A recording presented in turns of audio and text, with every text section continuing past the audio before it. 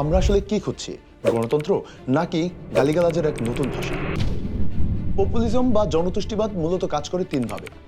নেতা এখানে প্রথমেই নিজেকে পবিত্র জনতার একটা প্রতিনিধি হিসেবে উপস্থাপন করেন এবং বিরোধী দলকে তখন গাদ্দার কিংবা দেশদ্রোহী ট্যাগ লাগিয়ে দেন এবং সবশেষে তাদের প্রতি ঘৃণা ছড়িয়ে তাদেরকে রাজনীতি থেকে মুছে ফেলার দাবি তোলেন। খেয়াল করে দেখুন, এখন আর গঠনমূলক কোনো সমালোচনা নেই, এখন চলছে ট্যাগের রাজনীতি।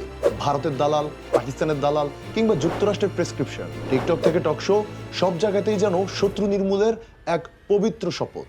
আপনি যখন জনতার দোহাই দিয়ে সাংবাদিকতা, আইন, আদালত কিংবা প্রতিষ্ঠানগুলোকে তুচ্ছ করবেন, তখনই কিন্তু জন্ম নেয় এক নতুন স্বৈরতন্ত্র।